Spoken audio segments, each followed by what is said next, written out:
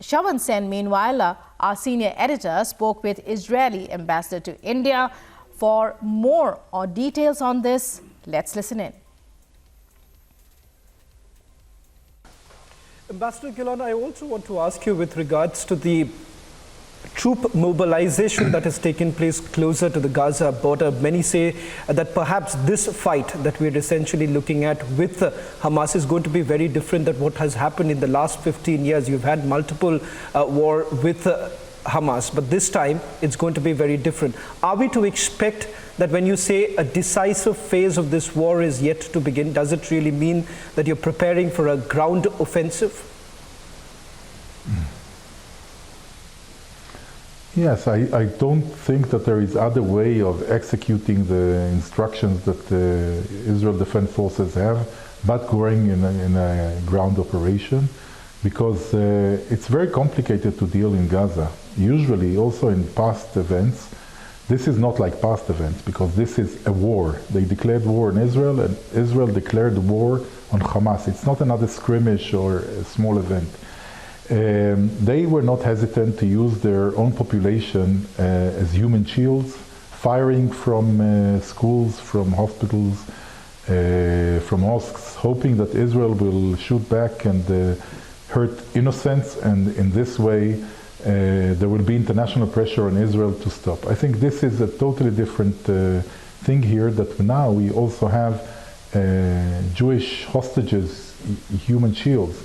And they already threatened to execute if we go in, etc., etc. So we are going for a very, very complicated campaign. There is no other way of releasing the people but going in. There is no other way of reaching to the planners and the executors of this horrendous attack on, in the morning of a Jewish holiday, on 30 Jewish communities, beheading people, raping women. Terrible, terrible situations there. There is no other way but going in ground with ground forces. Air forces can do part of the work, but not all of it.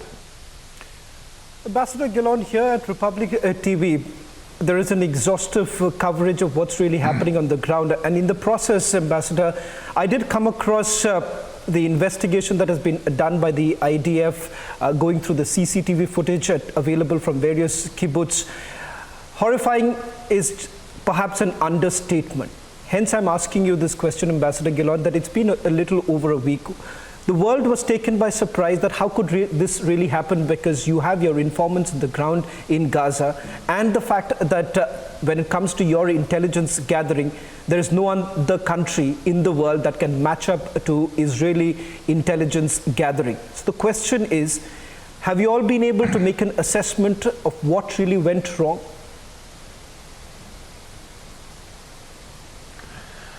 I believe that some assessment was already done, but the real investigation in what went wrong, I think we'll have to wait until we finish our job on the ground. Israel is good in looking into itself. I will say one thing. I think there was a collapse probably of the concept, and I'll explain what is the concept. The concept is that, as you know, Israel left Gaza in 2005, and we left it to the Palestinian Authority. There were elections, Hamas won the elections, and soon after they kicked out by force, throwing from rooftops the Palestinian Authority out of Gaza.